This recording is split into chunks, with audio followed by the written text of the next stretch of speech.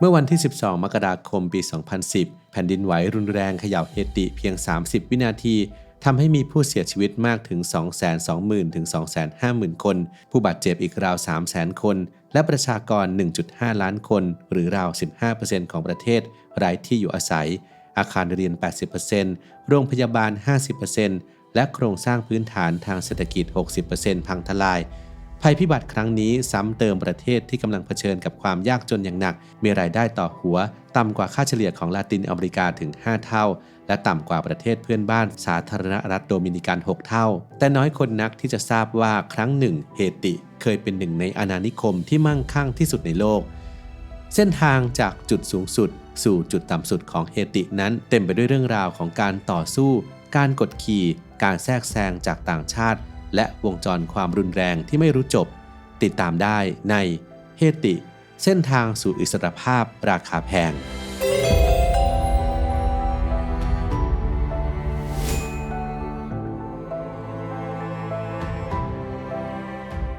1. ภูมิศาสตร์แห่งโอกาสและหายนะเคยมีคำกล่าวว่าชะตากรรมของชาติมักถูกกำหนดโดยภูมิศาสตร์เฮติก็เป็นเช่นนั้นดินแดนที่ครอบคลุม1 ใน 3ของเกาะฮิสปานิโอลานี้ตั้งอยู่บนรอยเลื่อนทางธรณีวิทยาที่สำคัญซึ่งก่อให้เกิดทั้งประโยชน์และโทษในด้านหนึ่งรอยเลื่อนใต้พื้นดินสร้างภูเขาสูงตระหง่านที่ช่วยดักจับเมฆฝนและส่งน้ำอุดมสมบูรณ์ลงสู่ที่ราบเบื้องล่างแต่ในทางกลับกันมันก็ทำให้เฮติเปราะบางต่อแผ่นดินไหวรุนแรงที่สามารถทำลายล้างประเทศได้ภายในไม่กี่วินาทีความโชคร้ายของเฮติในปี 2010 คือการที่ประเทศนี้ไม่มีโครงสร้างพื้นฐานที่แข็งแรงพอจะรับมือกับภัยพิบัติขนาดใหญ่อาคารส่วนใหญ่ไม่ได้สร้างตามมาตรฐานการต้านแผ่นดินไหวระบบเตือนภัยยังล้าหลังและความสามารถในการตอบสนองต่อภาวะฉุกเฉินก็จำกัดผลที่ตามมาคือความสูญเสียที่ประเมินค่าไม่ได้เมื่อแผ่นดินไหวขนาด 7.0 เขย่าประเทศทำให้งบประมาณการฟื้นฟูนั้นพุ่งสูงกว่าผลผลิตทางเศรษฐกิจทั้งปีของเฮติแต่ย้อนกลับไปในอดีตภูมิศาสตร์เดียวกันนี้กลับเป็นขุมทรัพย์มหาศาลภูมิอากาศเขตร้อนที่สมบูรณ์แบบกับดินที่อุดมสมบูรณ์ทำให้เฮติกลายเป็นสวรรค์สำหรับการเพาะปลูกพืชเศรษฐกิจมูลค่าสูงโดยเฉพาะอ้อยกาแฟฝ้ายและครามในช่วงศตวรรษที่ 18 เฮติผู้ผลิตกาแฟชั้นนำของโลกและเป็นผู้ผลิตน้ำตาลรายใหญ่ที่สุดนั้นมีกำลังการผลิตมากกว่าจาเมกาบราซิลและคิวบารวมกันทำให้ดินแดนนี้กลายเป็นอาณานิคมที่สร้างกำไรมากที่สุดเท่าที่โลกเคยรู้จักสร้างรายได้ถึงครึ่งหนึ่งของระบบเศรษฐกิจฝรั่งเศสทั้งหมด 2. ราคาของความมั่งคั่งความมั่งคั่งมหาศาลของเฮติมาพร้อมกับต้นทุนมนุษย์ที่สูงลิบการผลิตพืชเศรษฐกิจเหล่านี้ต้องใช้แรงงานหนักและเสี่ยงอันตรายซึ่งเจ้าอาณานิคมที่เป็นชาวฝรั่งเศสไม่ต้องการทำเองพวกเขาจึงนำเข้าทาสจากแอฟริกาประมาณ 800,000 ถึง 1 ล้านคนภายใต้การปกครองของฝรั่งเศสระบบทาสในเฮติโหดร้ายเกินกว่าจะจินตนาการได้และรุนแรงที่สุดในทวีปอเมริกาอัตราการเสียชีวิตของทาสสูงถึง 5-10% ต่อปีแต่แทนที่จะปรับปรุงสภาพความเป็นอยู่เจ้าของไร่กลับพบว่าการนำเข้าทาสใหม่มีต้นทุนที่ถูกกว่าความจริงที่น่าสนใจคือแม้ทาสจะถูกนำเข้ามาในเฮติเป็นเวลากว่า150 ปีแต่ 70% ของทาสที่มีชีวิตอยู่ในปี 1789 ล้วนเกิดในแอฟริกาไม่ใช่ในเฮติโดยเฉพาะในช่วงหลังทาสส่วนใหญ่มาจากภูมิภาคคองโกที่เต็มไปด้วยสงครามซึ่งหมายความว่าหลายคนเคยเป็นทหารมาก่อนและนำประสบการณ์ทางการทหารติดตัวมาด้วยนอกจากนี้แม้จะมาจากต่างถิ่นที่หลากหลายแต่ทาสเหล่านี้ได้พัฒนาวัฒนธรรมร่วมกันรวมถึงภาษาครีโอและศาสนาวูดูซึ่งสร้างเครือข่ายการสื่อสารความไว้วางใจและการประสานงานที่แข็งแกร่งเมื่อถึงจุดหนึ่งเมล็ดพันธุ์แห่งการกบฏที่ได้ถูกหว่านไว้ก็เติบโตให้ได้เก็บเกี่ยวทาสมีจำนวนมากกว่านายถึง10-1มีประสบการณ์ทางทหารมีระบบการสื่อสารและมีวัฒนธรรมร่วมสิ่งที่ขาดคือตัวจุดชนวนซึ่งมาถึงในรูปแบบของการปฏิวัติฝรั่งเศสเมื่อรัฐบาลกลางฝรั่งเศสอ่อนแอลงอย่างมากทาสที่ได้รับการปลดปล่อยเริ่มเรียกร้องสิทธิเท่าเทียมกับคนผิวขาวความขัดแย้งบานปลายอย่างรวดเร็วจนกลายเป็นการกบฏของทาสเต็มรูปแบบการต่อสู้อันยาวนาน13 ปีสิ้นสุดลงด้วยชัยชนะของชาวเฮติที่มีต่อเจ้าอาณานิคมเป็นการปฏิวัติทาสที่ประสบความสำเร็จครั้งเดียวในประวัติศาสตร์โลก 3. อิสรภาพที่มีราคา วันที่ 1 มกราคม ปี 1804 เฮติประกาศอิสรภาพแต่มาพร้อมกับราคาที่สูงลิบจากการต่อสู้ 13 ปีประชากรครึ่งหนึ่งเสียชีวิตระบบไร่ซึ่งเป็นกระดูกสันหลังทางเศรษฐกิจถูกทำลายและท่าเรือสำคัญเสียหายอย่างหนักแต่ที่เลวร้ายที่สุดก็คือการถูกโดดเดี่ยวจากนานาชาติฝรั่งเศสซึ่งสูญเสียอาณานิคมที่มีค่าที่สุดนั้นปฏิเสธที่จะยอมรับอธิปไตยของเฮติตามด้วยอังกฤษและสหรัฐที่กลัวว่าความสำเร็จนี้จะจุดประกายการลุกฮือในระบบเศรษฐกิจของตนที่พึ่งพาทาสเช่นกันผู้นำเฮติรุ่นแรกเข้าใจดีว่าพวกเขาถูกมองว่าเป็นภัยคุกคามและอาจถูกรุกรานเพื่อฟื้นฟูระบบทาส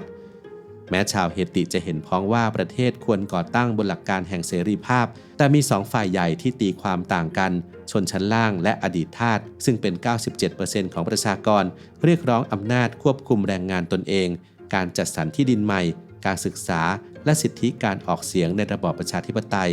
ส่วนชนชั้นนำและผู้นำทหารเน้นเสรีภาพในฐานะเอกราชจากอำนาจต่างชาติโดยเชื่อว่าต้องมีรัฐบาลกลางเข้มแข็งและกองทัพที่ทรงพลังเพื่อต่อต้านการแทรกแซงจากต่างชาติ 4. หนี้ที่ต้องจ่าย2 ครั้งภายใต้การปกครองของชองปีแอร์บัวเยเมื่อเรือรบฝรั่งเศสปรากฏนอกชายฝั่งเฮติในปี 1825 ตัวแทนจากกษัตริย์ฝรั่งเศสเสนอทางเลือกให้เฮติจ่ายค่าชดเชยให้เจ้าของไร่เดิมเพื่อแลกกับการยอมรับจากฝรั่งเศสหรือเผชิญกับการรุกรานโดยไม่ปรึกษาประชาชนบัวเยตกลงจ่าย150 ล้านฟรังซึ่งลดลงเหลือ90 ล้านในภายหลังแต่เพื่อจ่ายเงินจำนวนนี้เฮติถูกบังคับให้กู้ยืมจากธนาคารฝรั่งเศสด้วยเงื่อนไขเอาเปรียบรวมแล้วประมาณ 30,000 ล้านดอลลาร์ในค่าเงินปัจจุบันหนี้นี้ใช้เวลา122 ปีในการชำระและภายในปี 1914 เกือบ 80% ของงบประมาณรัฐบาลถูกใช้ไปกับการชำระหนี้แทนการพัฒนาประเทศการครอบงำทางการเงินของฝรั่งเศสไม่ได้หยุดเพียงเท่านี้ในปี 1888 ธนาคารแห่งชาติของเฮติถูกดำเนินการและควบคุมโดยธนาคารฝรั่งเศสธนาคารนี้มีอิทธิพลอย่างมากคิดดอกเบี้ยสูงลิ่วและโอนเงินหลายล้านดอลลาร์กลับฝรั่งเศสซึ่งเงินบางส่วนนั้นถูกนำไปใช้เพื่อการก่อสร้างหอไอเฟล